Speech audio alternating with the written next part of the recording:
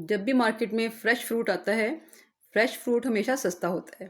तो मेरी कोशिश होती है कि उसके साथ कुछ ऐसी चीज़ें बनाई जाएँ जो घर के बजट को कंट्रोल करें। मैं अपने घर में फ़्रेश फ्रूट्स के साथ शरबत भी बनाती हूँ, जैम्स भी बनाती हूँ, मुरब्बे और चटनियाँ भी बनाती हूँ।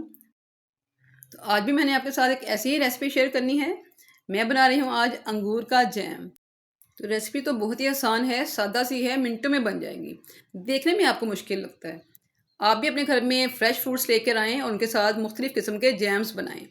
आपके नाश्ते की टेबल पर जब आपके हाथ के बने हुए जैम आएँगे ना, तो आपको खुशी भी होगी और आपको इत्मीनान भी होगा कि ये हेल्दी जैम्स हैं। आपके बच्चे खा रहे हैं या बड़े खा रहे हैं, तो सब हेल्दी फूड खा रहे हैं। तो आपको पता है कि रेसिपी शुरू करने से पहले हम दुरूद पाक पढ़ते हैं, तो जल्दी से दुरूद पाक पढ़ लें ताकि हमारे घरों में, हमारे खानों में बहुत ज़्यादा बरकतें हों। बिस्मिल्लाहिर्रहमानिर्रहीम। अल्लाहुम्मा सल्ली अला सय्यिदना मुहम्मदिन व अला आलिहि व सहाबिहि व बारिक वसल्लम। अस्सलाम वालेकुम। आबिस किचन में आप सबको खुशामदीद। तो चलिए मज़ेदार सा जैम बनाना शुरू करते हैं। बिस्मिल्लाहिर्रहमानिर्रहीम। यहाँ पर मैंने 1 कप चीनी ली है, वज़न में देखें तो 200 ग्राम है। अंगूर के दाने लिए हैं 400 ग्राम। एक बाउल भर के ले लिए है। अक्सर ऐसा होता है ना कि हम अंगूर लेकर आते हैं तो उनके दाने जो हैं वो टूट जाते हैं, तो वही दाने हमने यहाँ पे एक बाउल भर कर ले लिया है। ठीक है, तो इनको हमने डाल देना है ब्लेंडर जग में, क्योंकि हम यहाँ पे जैम बना रहे हैं ना, तो इनको हमने ब्लेंड करना है। तो ब्लेंडर जार में डाल के इसको हमने अच्छी तरह से ब्लेंड कर लेना है। कोई भी इसमें पानी नहीं शामिल करना है, क्योंकि अंगूर जो है वो खुद नरम होते हैं, इनके अंदर जूस होता है, तो अपने ही पानी में ये अच्छी तरह से पिस जाएंगे। ठीक है, तो यहाँ पे देखें माशाल्लाह से अंगूर को हमने अच्छी तरह से पीस लिया है, ब्लेंड कर लिया है। अगर ज़रूरत पड़े, आपको महसूस हो ना कि इसमें पानी डालने की ज़रूरत है, तो आप थोड़ा सा पानी डाल भी सकते हैं, कोई ऐसा इशू नहीं है उससे। बस कोशिश करें कि इसको अच्छी तरह से बारीक पीस लें। तो यहाँ पे हमने अंगूर को पीस लिया है। इसको हमने अब छानना है, क्योंकि अंगूर के छिलके जो है ना वो थोड़े से सख्त होते हैं, तो इनको हमने छानना ज़रूर है। तो यहाँ पे एक छन्नी के साथ हमने जूस को छान लेना है। जो भी इसका गूदा बचेगा वो हम निकाल देंगे और जूस हम पतीली में डाल लेंगे। ठीक है, इस तरह से पतीली में निकाल लेंगे। इसमें हमने चीनी शामिल कर देनी है।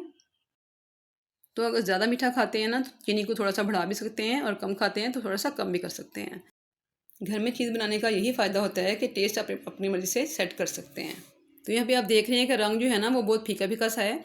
इसमें थोड़ा सा फूड कलर शामिल करेंगे। ग्रीन फूड कलर डाल रही हूँ ताकि हमारा जैम जो है ना वो खूबसूरत भी लगे, देखने में अच्छा लगेगा, तो खाने को भी दिल करेगा। ऐसी बात है ना। तो यहाँ पर मैंने चूल्हे पे रख दी है पतीली। यहाँ पे मुझे थोड़ा सा डीप लग रहा था, मैंने कहा आपको अच्छी तरह से दिखाऊं, तो मैंने इसको पैन में शिफ्ट कर लिया है। तो यहाँ पे मैंने इसको फ्राई पैन में डाल दिया है और आपके सामने हल्की आंच के ऊपर हम इसे पका रहे हैं। ठीक है, अच्छा यहाँ पे हमने हीट जो है ना वो लो से मीडियम रखनी है, बहुत तेज़ आंच पे इसे नहीं पकाना है। यहाँ मैंने तकरीबन 7 से 8 मिनट इसको पकाया है और इस तरह से गाढ़ा होना शुरू हो गया है। देख रहे हैं आप, फ्लोई सा हो गया है और हल्का सा थिक भी हो गया है। इस तरह से चिपचिपा सा हो गया है। इस स्टेज पर हमने इसमें शामिल कर देना है नींबू का रस।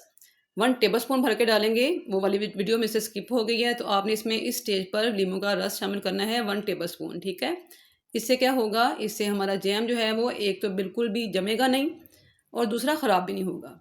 तो आपने इसमें नींबू का रस ज़रूर शामिल करना है। ठीक है, इससे हमारी जो जैम होता है ना, थिक होता है, उसकी चीनी जमना शुरू हो जाती है, तो बिल्कुल भी जमेगी नहीं।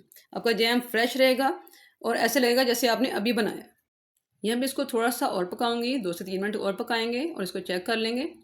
देख रहे हैं आप माशाल्लाह से थिक हो गया है, बहुत ज़्यादा फ्लोई नहीं है। जब इसको ठंडा करेंगे तो इसने और ज़्यादा थिक हो जाना है। अगर इसको बहुत ज़्यादा पकाएंगे ना तो ये बिल्कुल थिक हो जाएगा, जैसे जमी हुई कोई चीज़ होती है ना, तो इस तरह का हमें नहीं बनाना है। जैम यहाँ पे तैयार हो चुका है, चूल्हा बंद कर देंगे, इसे ठंडा करेंगे।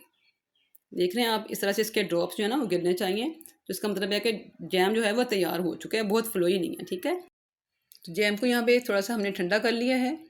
इसको एक बाउल में निकालूंगी ताकि आपको दिखा सकूं। तो यहाँ पे आप इसकी थिकनेस देख सकते हैं। जब ये ठंडा होगा तो और ज़्यादा थिक हो जाएगा। जैसे जैसे ठंडा हो रहा है ये थिक होता जा रहा है।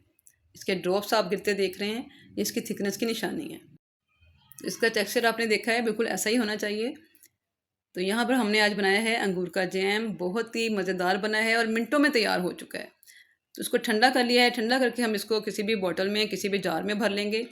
बॉटल में जिसमें आपने डालना है ना, उसको आपने अच्छी तरह से धोकर, गर्म पानी में धोना है। धोकर आपने उसको अच्छी तरह से खुश्क कर लेना है। बिल्कुल भी उसके अंदर कोई नमी नहीं होनी चाहिए।